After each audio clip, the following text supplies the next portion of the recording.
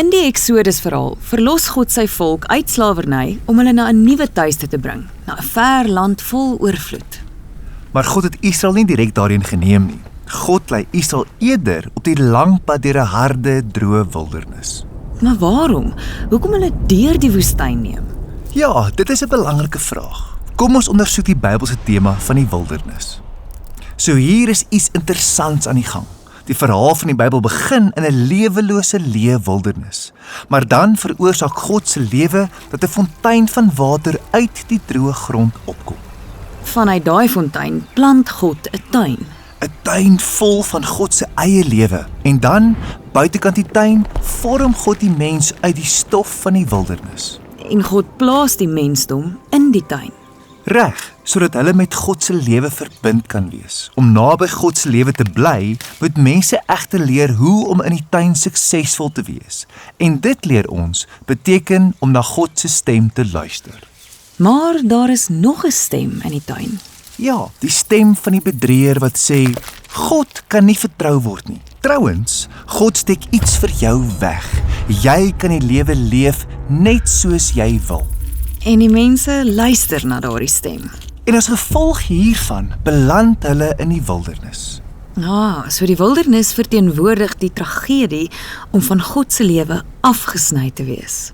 Reg, nou reg deur die Bybel beland verskillende karakters om verskillende redes in die wildernis. Soms is dit die gevolg van hulle eie besluite. Soos wanneer Moses 'n Egiptenaar vermoor en hy dan die wildernis in moet vlug. Maar die wildernis kan ook die gevolg wees van ander mense se slegte besluite. Soos Hagar, wat mishandel word en dan vlug sy die wildernis in.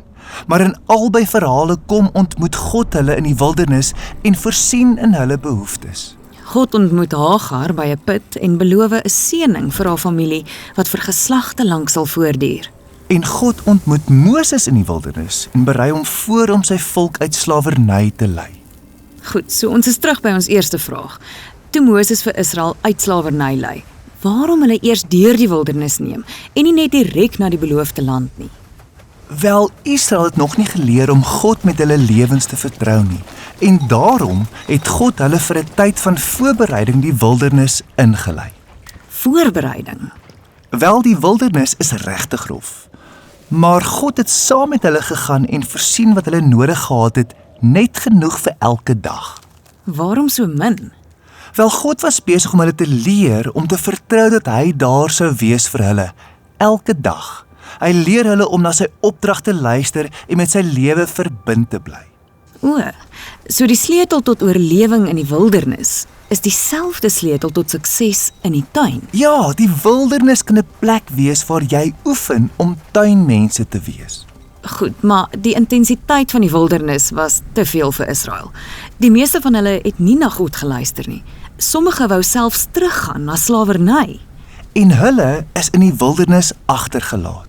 Dit was dus die jonger generasie, die wat in die wildernis groot geword en daardeur gevorm is, wat toe gereed was om die tuinland te betree. En toe hulle die eerste keer in die land ingegaan het, was hulle vertroue in God sterk. Maar dit het nie lank gehou nie. Die Israeliete begin gou om te dink dat die goedheid van die land uit hulle eie wysheid en krag kom, of as 'n gawe van ander gode. Hulle het die God vergeet wat alles voorsien het. En dit het tot afgodediens en gewelddadige onreg gelei en uiteindelik tot hulle ballingskap terug in die wildernis in. So die Bybelse verhaal is redelik pessimisties. Mense val in die tuin, maar ons val ook in die wildernis. Maar God bly toegewyd aan sy doel om die mensdom in die tuin in te bring. En daarom ontmoet God ons weer in die wildernis, maar hierdie keer op 'n nuwe manier. Vroeg in Jesus se lewe het hy vir 40 dae in die wildernis gevas en daar versinnebeeld hy die omswerwinge van sy volk. Die bedrieër stel hom voor die versoeking om op te hou om God te vertrou en om lewe en mag op sy eie terme te gryp. Maar waar Israel en die hele mensdom gefaal het, het Jesus geslaag deur op sy Vader te vertrou en net na God se stem te luister. En toe het Jesus rondgegaan en die koms van God se koninkryk in die lewe aangekondig en geskenke uitgedeel aan mense wat in hulle eie soort wildernis was. Ja, hy het mense genees en hulle gevoed, soms in 'n werklike wildernis. En hy het mense genooi om hom te volg en na sy stem te luister en sy tuingawes met ander te deel. En na sy dood en opstanding het Jesus ons almal vooruit gegaan om die weg na die toekomstige tuinland oop te maak. Maar ons is nog nie in daardie land nie.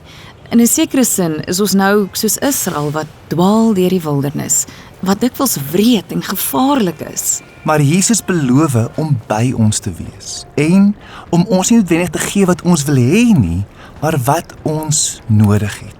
En soos hy ons gereed maak om die tuinland wat God vir ons beplan te beerwe, nooi hy ons uit om te vertrou en te luister en te volg en om te oefen om tuinmense in die wildernis te wees.